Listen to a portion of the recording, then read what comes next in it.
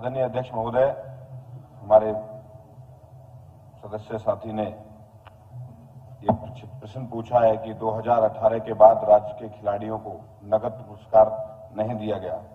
नहीं श्रीमान जी, ये तथ्य नहीं है। हमारी सरकार ने 2018 से और 2024 तक 9,202 खिलाड़ियों को 428 करोड़ रुपए की नगद पुरस्कार वितरित किए गए हैं। शेष जो पुरस्कार बचे हुए हैं वो भी जल्दी कर दिए जाएंगे।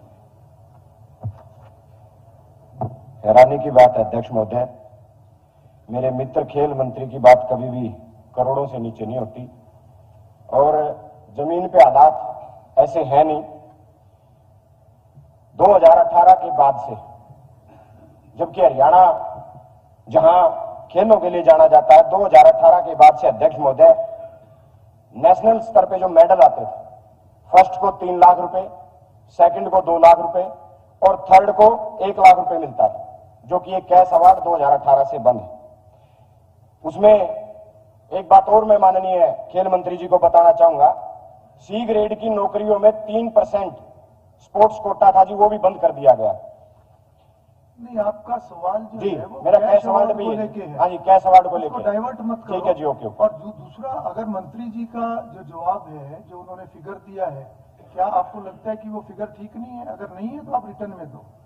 इससे अध्यक्ष महोदय सप्लीमेंट्री है तो वो पूछो। सप्लीमेंट्री पूछ रहा हूँ अध्यक्ष महोदय। उसी इन्होंने जो फिगर दिया अध्यक्ष महोदय वो मुझे नहीं पता इन्होंने सही दिया नहीं, मैं तो वो बता रहा हूँ जो नहीं मिला। मेरा कैश अवार्ड के लिए मंत्री जी ये पता नहीं मेरे साथी किससे मिले हैं, लेकिन मैं सदन के सामने अपने साथी सदस्य को बताना चाहता हूं कि 2018-19 में 44 करोड़ रुपए दिया गया है, 2019 और 20 में 38 करोड़ रुपए दिया गया है खिलाड़ियों को।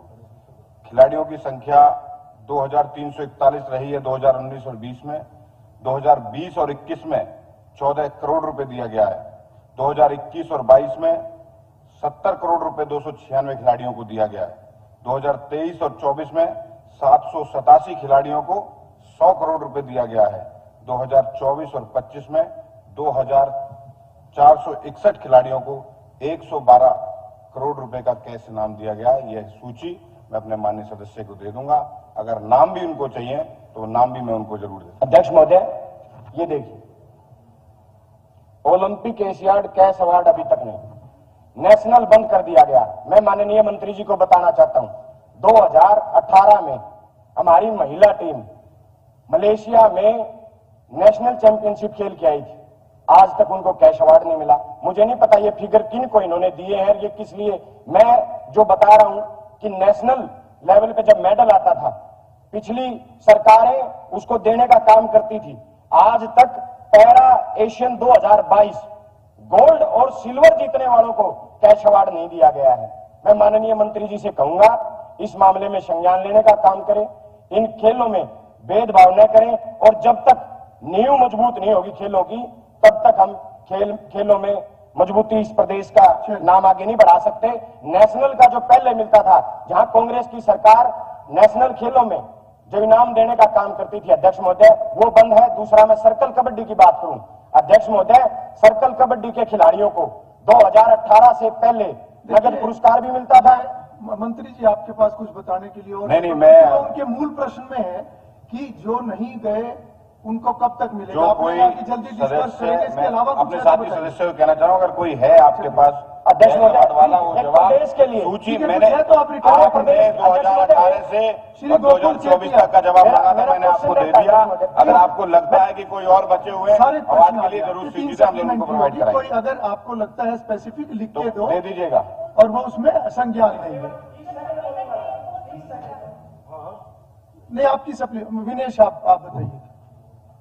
खेल मंत्री जी बोल रहे हैं सर कि उन्होंने कैश अवार्ड है जो बच्चों को दे दिया है। 10 महीने से जो नर्सरी का मैंने कल भी मुद्दा उठाया था, एक भी पैसा ना कोचिज को मिला है ना खिलाड़ियों को मिला है। में आप दे दीजिए, उसमें लिखा हुआ है कि जो बचा हुआ है उनको डिस्पर्स करेंगे।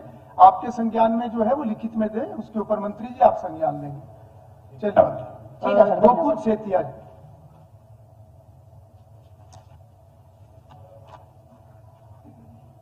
Shri Chandramohan, Shri Arjun Chautala, sir, question number 68।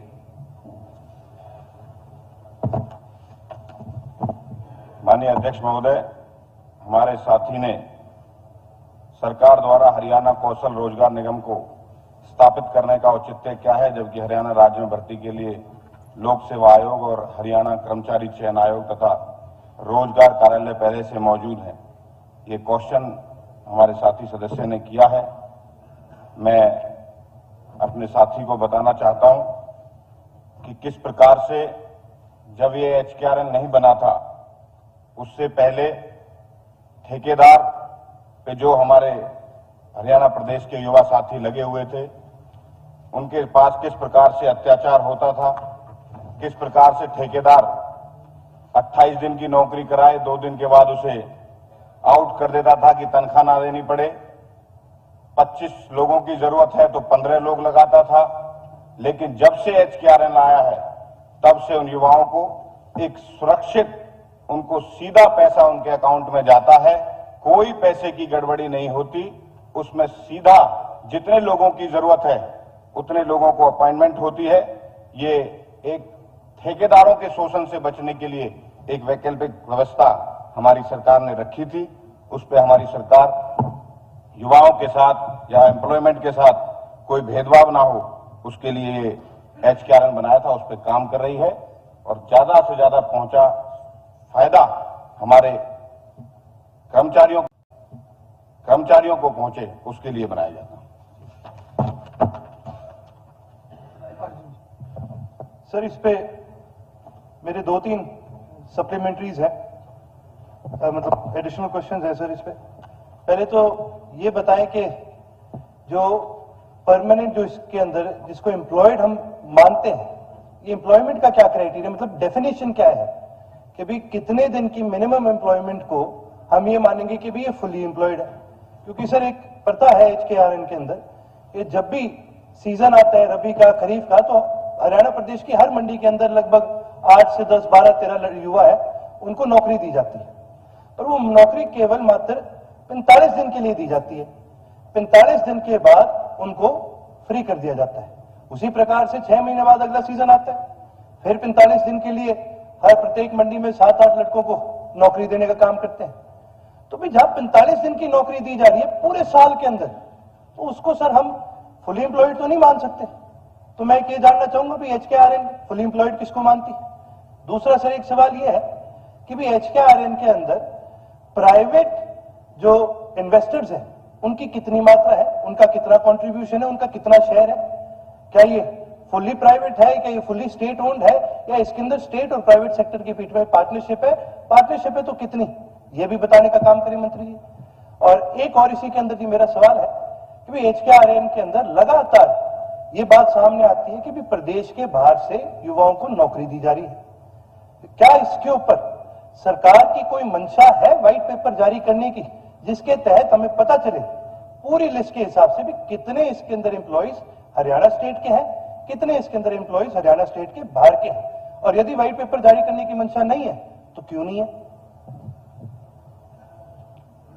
माननीय अध्यक्ष जी, आपके माध्यम से माननीय सदस्य ने HKRN में युवा पहले या कोई एम्प्लॉय रजिस्टर होता है, अगर किसी विभाग को सिविल के इंजीनियर की जरूरत है, किसी को 12th पास या ग्रेजुएशन करने वाले किसी व्यक्ति की जरूरत है, उस प्रकार से विभागों में, क्योंकि परमानेंट एम्प्लॉयमेंट की एक प्रक्रिया है, उसको पूरा करने में समय लगता है, इसलिए HKRN में जो रजिस्टर्ड होता है उसको सीधा विभाग को जिस प्रकार की जरूरत विभाग को होती है उसमें से इसमें भी पारदर्शिता लाने का काम हमारी सरकार ने किया है कि सीधा डिपार्टमेंट वहां से उठाएगा, उस व्यक्ति को उस डिपार्टमेंट में एम्प्लॉय कराएगा।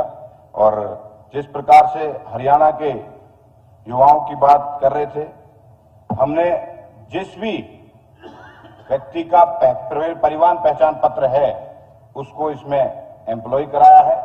परिवार पहचान पत्र का मतलब वो हरियाणा का है और हरियाणा के युवाओं को इसमें प्राथमिकता दी गई है। हरियाणा के युवाओं के लिए ये बना हुआ है और हरियाणा के युवाओं का कोई ठेकेदार शोषण ना कर पाए, उसके लिए ये व्यवस्था बनाई गई थी। बहुत बहुत धन्यवाद।